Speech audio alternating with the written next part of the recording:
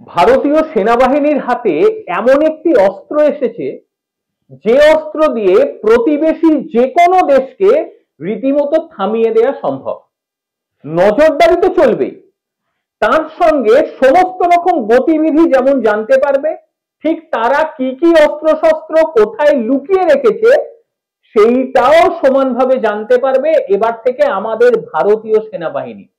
কারণ এই অস্ত্রের কোনো হদিশই পাবে না প্রতিবেশী কোনো দেশ, তাদের চিন্তা শক্তির একেবারে বাইরে। এটা বাইরের দেশ থেকে নিয়ে আসা নয় যে বাইরের দেশ থেকে কিনে এনে ফোকরদারি মারছে ভারত, তা নয়। এটা একেবারে ভারতীয় মহাকাশ সংস্থা ইসরো তারা এটি তৈরি করেছে। এটি দেশীয় নেভিগেশন সিস্টেম, এর নাম হচ্ছে নাবিক।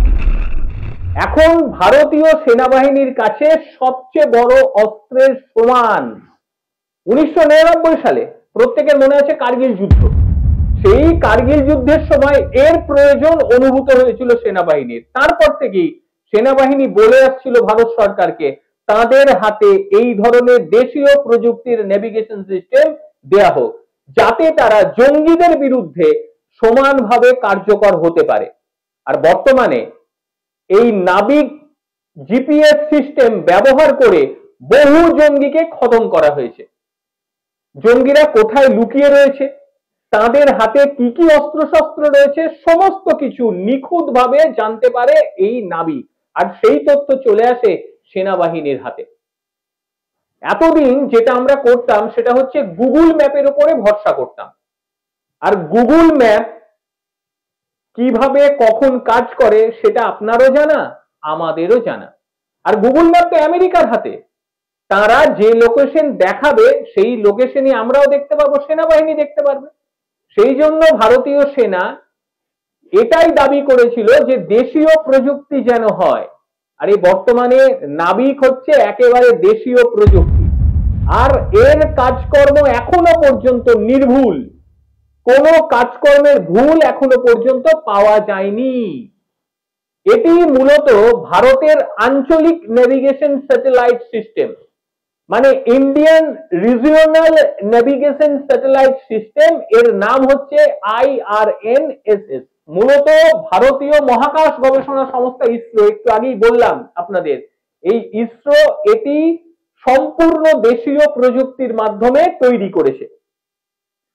প্রধানমন্ত্রী এটি মাঝিদের উৎসর্গ করেছে, মানে আমাদের দেশে যে সমস্ত মাঝিরা রয়েছে তাদেরকে এটি উৎসর্গ করেছে, এবং এর নাম দেয়া হয়েছে নাবিক।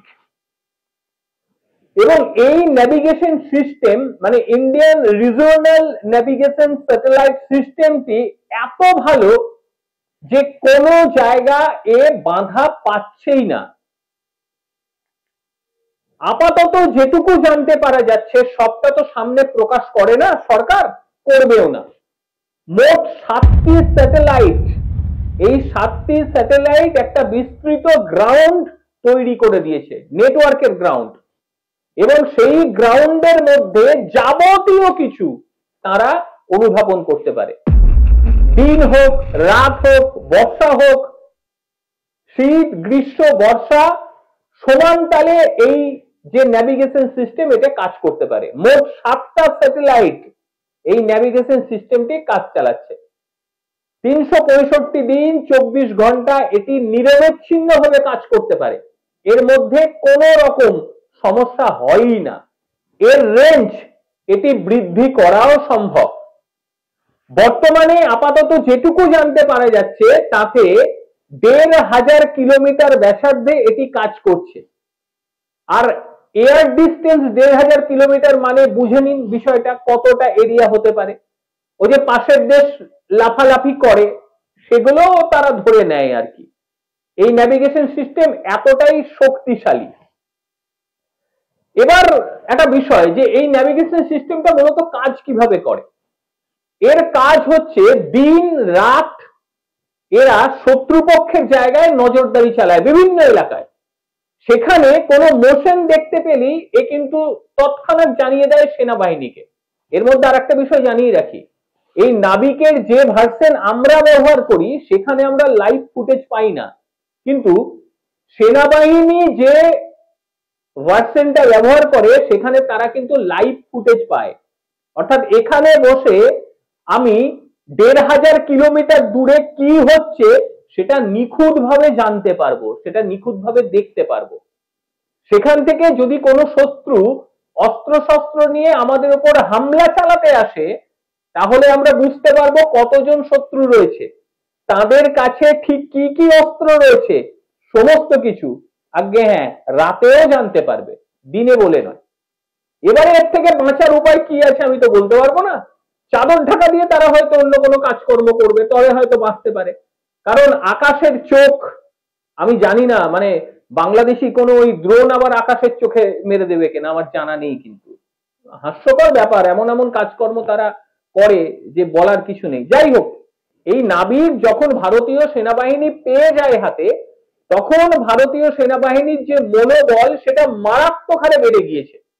তার কারণ বিস্তৃত এলাকায়, বিশেষ করে সীমান্তবর্তী এলাকাগুলিতে কে কি কাজকর্ম করছে, পাহাড়ি অঞ্চলগুলো যেগুলো রয়েছে, হিমালয়ের যে পর্বত চূড়া রয়েছে, আমরা জানি যে পাকিস্তান এবং তার সঙ্গে চীন, এরা কিন্তু ওই পর্বতের ফাঁকে লুকিয়ে টুকিয়ে চলে আসার চেষ্টা করে। এগুলো এখন আর সম্ভব হচ্ছে না। তৎক্ষণাৎ ওপরে থাকা নাবিক সে জানিয়ে দিচ্ছে যে দেখো তোমার দেশে ঢোকার চেষ্টা করছে, দেখে নাও। তারপর মোটামুটি আমাদের যে অস্ত্র শস্ত্র আছে সেগুলো দিয়ে তাদেরকে উড়িয়ে দেওয়াটা কোন রকম সমস্যার কারণই নয়। ১৯৯৯ সালে যখন কার্গিল যুদ্ধ হয়, সেই সময় সেনার হাতে যদি এই ধরনের অস্ত্র শস্ত্র থাকতো না, তাহলে এতদিন যেতই না, তাদেরকে নিমেষে নিঃশেষ করে দেওয়া যেত। কারণ নিঃশেষ করার মতন ক্ষমতা তো আমাদের রয়েছে। সে ৪,০০০ কিলোমিটার হোক, ৫,০০০ কিলোমিটার হোক, শেষ তো করাই যাবে, একেবারে লক করে টিপে দিলেই কাজ শেষ। কিন্তু তার আগে তার গতিবিধিটা তো জানতে হবে। তার গতিবিধি জানার জন্য অবশ্যই এই নাবিক যে জিপিএস সিস্টেম, এই সিস্টেম আমরাও ব্যবহার করতে পারি, আপনারাও ব্যবহার করতে পারেন। এতে খুব উপকার হয়, কিন্তু মানে আমেরিকার তৈরি বা গুগলের যে পথ নির্দেশিকা রয়েছে, গুগল ম্যাপ, তার থেকে এটা কিন্তু ১০০০ গুণের ভালো।